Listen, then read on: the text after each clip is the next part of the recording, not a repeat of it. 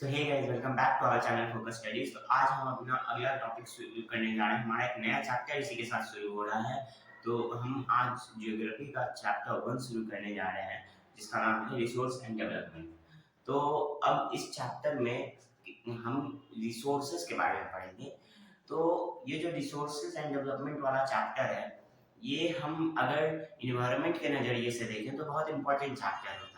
इसमें हमें बहुत सारी चीज़ें सीखने भी मिलेंगी कि कैसे हमें रिसोर्स को अच्छे से यूज़ करना चाहिए और बाकी उसकी डेवलपमेंट कैसे करनी चाहिए, रिसोर्सेज के लिए डेवलपमेंट कैसे करना चाहिए। तो खैर, रिसोर्सेज एंड डेवलपमेंट में क्या रिसोर्सेज, पहले हमें ये जानना पड़ेगा कि होते क्या है। रिसोर्सेज क्या होता है? तो रिसोर्सेज होता है जो इन्वायरमेंटल अवेलेबल थिंग्स होते हैं, जिनका हम ह्यूमंस जो है उसे यूज करते हैं एज अ रिसोर्स, तो एज अ यूजफुल थिंग जो कि हमारी नीड्स को फुलफिल करता है, उसे रिसोर्स कहते हैं। तो the things available in environment which can be used by human beings for fulfilling their needs are called resources। तो ठीक है, तो रिसोर्सेज क्या होते हैं ये तो मैं आपको बता दिया। अब रिसोर्सेज होने के लिए भी कुछ क्राइटेरिया हैं। अगर कोई चीज रिसोर्स है तो वो technically accessible, economically possible, culturally acceptable होना चाहिए। यानी कि टेक्नोलॉजी के द्वारा एक्सेस किया जा सके।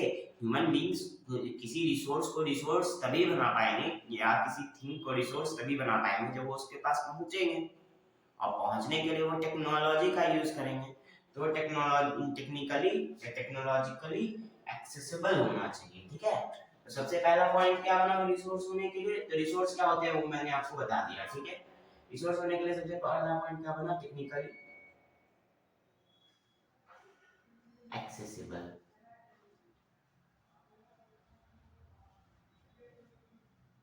अगला पॉइंट टेक्निकली एक्सेसिबल होना चाहिए। दूसरा पॉइंट होगा कल्चरली एक्सेप्टेबल। ठीक है, यानी कि अब देखिए, आप जिस सोसाइटी में रहते हैं उस कल्चर में उस रिसोर्स को कोई एक्सेप्ट ही नहीं करता है।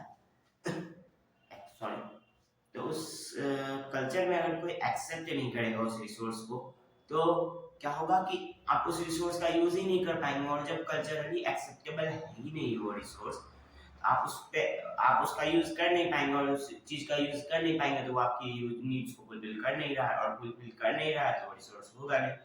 तो इसलिए कल्चरली एक्सेप्टेबल होना भी एक इम्पोर्टेंट क्राइटेरिया है। ठीक है, और इकोनॉमिकली पॉसिबल होना चाहिए। ठीक है, इकोनॉमिकली पॉसिबल होना चाहिए। अब इकोनॉमिकली पॉसिबल होने का मतलब क्या कि देखिए, अब अगर मान लीजिए कोई एक ऐसा रिसोर्स है जिसमें हम अपनी पूरी दुनिया की संपत्ति लगा रहे हैं, लेकिन फिर भी उस रिसोर्स को हम एक्सेस नहीं कर पा रहे हैं, मिल नहीं पा रहा है हमें। उसके लिए टेक्नोलॉजी पे पैसा बहा है, बट वो मिल नहीं रहा है। तो इकोनॉमिकली पॉसिबल है ही नहीं वो रिसोर्स। उस चीज को रिसोर्स बनाना इकोनॉमिकली पॉसिबल है ही नहीं, तो फिर वो यूज हो नहीं पाएगा। जैसे अर्थ के अंदर कोर में जो हीट है उसका हम यूज कर सकते हैं as a resource, but use कर नहीं पाएंगे। क्यों?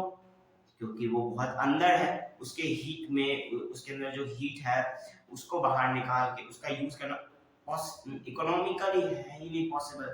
और थोड़ा बोले तो उसका यूज करना इसलिए भी अच्छा नहीं है क्योंकि वो अर्थ पे भी नुकसान पहुंचाएगा। तो खैर, इकोनॉमिकली पॉसिबल होना चाहिए, बात यहाँ पे ये है। ठीक है, इकोनॉमिकली पॉसिबल है, कल्चरली एक्सेप्टेबल है, और टेक्निकली एक्सेसिबल है, तो वो रिसोर्स हो सकता है। जैसे कि पेट्रोलियम। अब पेट्रोलियम इकोनॉमिकली पॉसिबल है, अभी के लिए तो पॉसिबल है। जब वो इतने एबंडेंस में था तब भी पॉसिबल था, और अभी भी थोड़ा बहुत एबंडेंस में है इसलिए पॉसिबल है। हाँ, कुछ लोग विरोध कर सकते हैं कि एबंडेंस में कहाँ है, कमी है। हाँ, कम है, बट इतना भी कम नहीं है कि डिमांड बहुत ज्यादा बढ़ गई है और सप्लाई एकदम नहीं है। ऐसा नहीं, थोड़ा बहुत सप्लाई है अभी भी।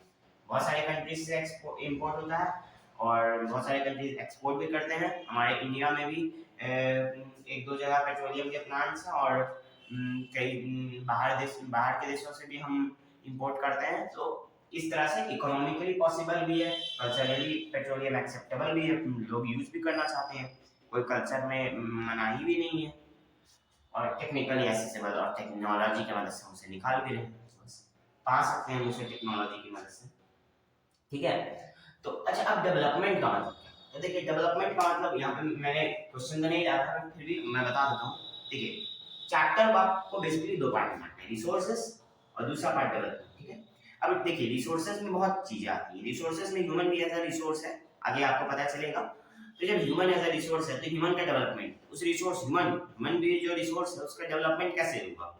डेवलपमेंट मतलब वो वहां मत चल जाइए कि आदि काल से मतलब जब इंसान ह्यूमन इवोल्यूशन होना शुरू हुआ था तब से आज तक, तो वो वाला इवोल्यूशन है, यहाँ पे डेवलपमेंट बोल रहा है। यानी आज का जो ह्यूमन है वो कैसे डेवलप कर रहा है, कैसे इंडिया पिछले 100 साल 50 साल उसके गैप में आपको समझाएगा। ठीक है, समझाया जाएगा इस चैप्टर में। तो थोड़ा सा मतलब डेवलपमेंट का मतलब आपको यहाँ पे समझाया जाएगा कि रिसोर्स कैसे डेवलप किया और कैसे हम उसे डेवलप कर सकते हैं सस्टेनेबली, यानी कि फ्यूचर जनरेशन के नीड के हिसाब से हम रिसोर्स का यूज कर सकते हैं, ताकि फ्यूचर जनरेशन के लिए भी रिसोर्स बचे और हम भी रिसोर्स का सही से यूज कर पाए। तो वो भी एक तरह का डेवलपमेंट ही ना हुआ, रिसोर्स का डेवलपमेंट भी कर रहे हैं और फ्यूचर जनरेशन का नीड वो डिस्ट्रॉय भी नहीं कर रहे। ठीक है, यानी खुद का डेवलपमेंट करेंगे, रिसोर्स की मदद से खुद का डेवलपमेंट करेंगे कुछ टाइम कुछ लिमिट में, और फिर फ्यूचर जनरेशन के लिए रहने देंगे। ठीक है, अब आगे बढ़ते हैं।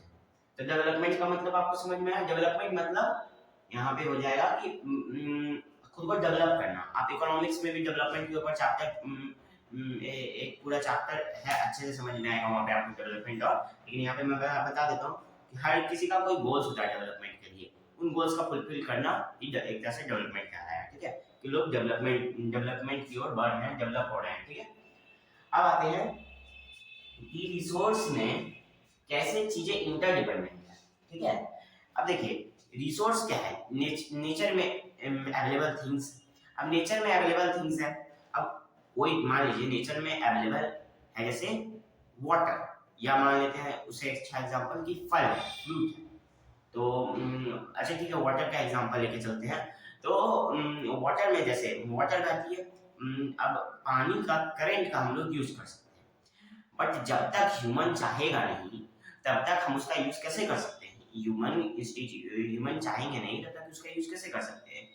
और उसको यूज करने के लिए भी टेक्नोलॉजी वैसे होनी चाहिए। तो देखिए सबसे पहला चीज हो गया कि relationship between nature and technology. जब तक उस नेचर में अवेलेबल चीज के लिए वो टेक्नोलॉजी बना नहीं होगा तब तक हम उसका यूज कैसे कर सकते हैं? जब तक वो चीज बनी नहीं होगी तब तक हम उसका यूज कैसे कर सकते हैं? ठीक है, अब देखिए अब उस टेक्नोलॉजी को बनाने वाली जो इंस्टीट्यूशन है, या फिर उस टेक्नोलॉजी जिस इंस्टीट्यूशन के पास है, जैसे कि मान लीजिए बहुत सारे इंस्टीट्यूशन है वर्ल्ड में, जैसे कि मान लीजिए यूएन। अब यूएन के पास मान लीजिए वैसी टेक्नोलॉजी है, और या फिर दुनिया में जो भी बड़ी बड़ी इंस्टीट्यूशन है वो उनके पास मान लीजिए टेक्नोलॉजी है, पर वो उस टेक्नोलॉजी का यूज कर ही नहीं रहे हैं नेचर के उस चीज को एक्सट्रैक्ट करने में। तो क्या होगा कि जब ये इंस्टीट्यूशन नेचर के उस चीज को, उस वस्तु को यूज करना ही नहीं चाह रहे हैं एज अ रिसोर्स, तो वो नेचर का ऑब्जेक्ट जो कि एज अ रिसोर्स यूज हो सकता है उसे यूज नहीं किया जा सकेगा। अब इसका एग्जांपल मैं आपको, अब और इन सभी, एक मिनट इस पहले मैं ये बता देता हूँ फिर आगे बढ़ेंगे। इन सभी में ह्यूमन का रोल बहुत बड़ा है, क्योंकि देखिए टेक्नोलॉजी कौन बनाएगा? ह्यूमन। इंस्टीट्यूशंस में कौन है? ह्यूमन। नेचर के उन ऑब्जेक्ट्स को समझेगा कौन? ह्यूमन। तो बेस कौन है? ह्यूमन है। ह्यूमन से ही इन सारी चीजों में, ह्यूमन से ही ये सारी चीजें डिपेंडेंट है, लिंक है, और बाकी फिर इंटरडिपेंडेंट है एक दूसरे से। ठीक है, अब देखिए, अब थोड़ा सा पॉइंट को पढ़ लेते हैं। The process of transformation of things available in our environment includes an interdependent relationship between human being, nature, technology। तो इन सभी चीजों के बीच में एक इंटरडिपेंडेंट नेचर है, यानी सब एक दूसरे पर डिपेंडेंट है, कोई किसी के बिना यूज हो सकता है। नेचर का रिसोर्स टेक्नोलॉजी के बिना यूज नहीं किया जा सकता है, इंस्टीट्यूशन के बिना टेक्नोलॉजी नहीं यूज की जा सकती है। इंस्टीट्यूशन ज्यादा परमिशन नहीं देगा तब तक उस नेचुरल रिसोर्स की एक्शन नेचुरल, जब तक उस चीज की या फिर उस फिजिकल एनवायरनमेंट में मिलने वाली थिंग की एज अ रिसोर्स यूज किया जा नहीं सकेगा। ठीक है, अब इसका मैं कोई एक एग्जांपल देता हूँ। जैसे मान लीजिए कि वाटर जो बह रहा है, ठीक है, पानी जो बहता है उसे काइनेटिक एनर्जी जनरेट होती है, आपने 9th क्लास में पढ़ा होगा शायद फिजिक्स में। अब जब वो काइनेटिक एनर्जी डेवलप होती है तो आपको पता होगा कि उसका यूज किया जा सकता है एज एनर्जी, और उसको फिर कन्वर्ट करके हाइड्रो इलेक्ट्रिक प्लांट में यूज किया जाता है एनर्जी प्रोड्यूस करने के लिए। उसके स्पीड से जो जो फ्लो होता है, वो जो पानी तेजी से फ्लो होता है, उसका यूज किया जा सकता है एनर्जी के तौर पर। ठीक है, आपने ये पढ़ा होगा।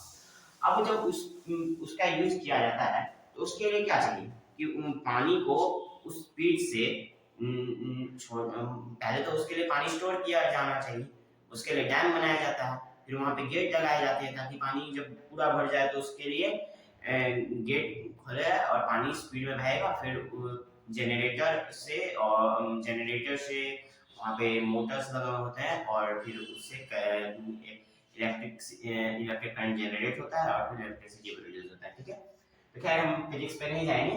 तो यहाँ पे देखिए, अब वो जो टेक्नोलॉजी है जिसका वहाँ पे यूज किया गया, वो टेक्नोलॉजी जब होगी ही नहीं, तो वो जो वाटर की स्पीड है, वाटर को जब स्पीड से छोड़ा जाएगा तब उसका यूज किया नहीं जा सकेगा, तो इलेक्ट्रिक करंट प्रोड्यूस नहीं हो पाएगा, तो रिसोर्स की तरह यूज नहीं किया जा सकेगा वाटर को वहाँ पे। ठीक है, अब दूसरा चीज देखिए, इंस्टीट्यूशन। अब इंस्टीट्यूशन बोलेगा कि नहीं, सो वहाँ पर जो लोग हैं उन लोगों के लिए फिर दिक्कत हो जाएगी, उनको डिस्प्लेस करना वहां से मूव करना पड़ेगा, तो उसे दिक्कत होगा उन लोगों को, और उन लोगों को हम हटा नहीं सकते हैं क्योंकि वो वहीं के कल्चर वहीं के लैंड से लिंक्ड लोग हैं और वो उस जगह को नहीं छोड़ना चाहते हैं, तो वहाँ पे डैम बन नहीं पाएगा। जब डैम बन नहीं पाएगा या फिर जब वहाँ पर वो वाटर स्टोरेज हो नहीं पाएगा, वाटर को उतना स्पीड में फ्लो नहीं करवाया जा सकेगा, और टेक्नोलॉजी के लिए भी ये जब परमिशन देंगे नहीं, तो नेचर में अवेलेबल वो जो वाटर है और उसके द्वारा जो रिसोर्स, उसका जब रिसोर्स की तरह जिस तरह यूज किया जा सकता है उसका कोई यूज ही नहीं है। इस तरह से तीनों इंटरडिपेंडेंट है। अगर ये परमिशन देगा, ये अवेलेबल होगा, तभी इसका यूज किया जा सकेगा, और ये इसका यूज तभी हो पाएगा जब ये ऐसी कोई चीज अवेलेबल होगी। नेचर जो है, नेचर में उस ऑब्जेक्ट का होना जरूरी है ना। ठीक है, अब और इन सभी में एक मीडिएटर है, ह्यूमन बीइंग, क्योंकि सब चीज में मेजर रोल यही करता है। जैसे देखिए, टेक्नोलॉजी ह्यूमन बना था, अब जनरेटर इलेक्ट्रिसिटी प्रोड्यूस करने के लिए वहां पे जो जनरेटर लगा वो कौन बनाया, ह्यूमन। इंस्टीट्यूशन में जो इंस्टीट्यूशंस में जो है लोग, वो भी ह्यूमन बीइंग है। फिजिकल एनवायरनमेंट में जो उस चीज को देखे, समझे कि वाटर की स्पीड को यूज किया जा सकता है, वो बने ह्यूमन बीइंग। तो इस तरह से हम कह सकते हैं कि सबसे मेजर रोल जो है वो है ह्यूमन बीइंग का। ठीक है, अब हम अपने अगले क्वेश्चन में आते हैं। इसी के साथ और फिर ये जो पॉइंट है ये आपको एक बहुत इंपॉर्टेंट बात को समझाएगा। ठीक है, are resources important gift of nature? No, resources are not important gift of nature. आप ही सोचिए, क्या रिसोर्सेज सच में फ्री गिफ्ट ऑफ नेचर है? तो नहीं है। कैसे नहीं है? तो देखिए, नेचर हमें सिर्फ चीजें देता है, उसको सही तरह से यूज करना हमारे ऊपर डिपेंड करता है। अब जैसे आपको फोन आपके मम्मी पापा ने दे दिया, बट आप उसे सही तरह से यूज करते हैं या नहीं, वो आप पे डिपेंड करता है। तो उसी तरह से रिसोर्सेज है। अब देखिए, अब उन रिसोर्सेज को हम फ्री में तो नहीं ले पाते हैं। अब जैसे पेट्रोलियम है, तो पेट्रोलियम को निकालने में हमें कितना खर्चा होता है, उसको फिर रिफाइन करने में हमें कितना खर्चा होता है। तो इसलिए resources free gift of nature तो बिल्कुल नहीं है। और रिसोर्सेज तभी बनते हैं जब ह्यूमन उसे एज अ रिसोर्स समझ पाता है, एज अ रिसोर्स यूज करना चाहता है, तब। ठीक है, तो ह्यूमन बीइंग भी एक इंपॉर्टेंट रिसोर्स है, क्योंकि ह्यूमन के बिना दूसरे रिसोर्स नहीं रहते हैं। ठीक है, तो यहाँ पर अब हमारा टॉपिक या बोले तो इंट्रोडक्शन वाला पार्ट खत्म हुआ। अब इसके बाद हम अपने अगले टॉपिक पर बढ़ेंगे, जो कि है आगे, जिसमें कि हम पढ़ेंगे कि कैसे कैसे अलग अलग टाइप्स के रिसोर्स हैं, उनके ओरिजिन के बारे में, ओरिजिन से रिलेटेड, टाइप्स ऑफ रिसोर्स से रिलेटेड हम आगे पढ़ेंगे। तो हमारा अगला टॉपिक है टाइप्स ऑफ रिसोर्स। सो अब अगर आपको इंट्रोडक्शन वाला टॉपिक समझ में आ गया है, अगर आपको कोई डाउट है तो हमारे कमेंट सेक्शन में आप पूछ सकते हैं, और हमारे वीडियो को लाइक करें, शेयर करें, सब्सक्राइब करें। और फोकस स्टडीज पे आपको हम फ्री ऑफ कॉस्ट सारी चीज़ें पढ़ाने की कोशिश कर रहे हैं। सो हमारे चैनल को सब्सक्राइब कीजिए, हमारे वीडियोस को शेयर कीजिए, और थैंक्स फॉर वॉचिंग।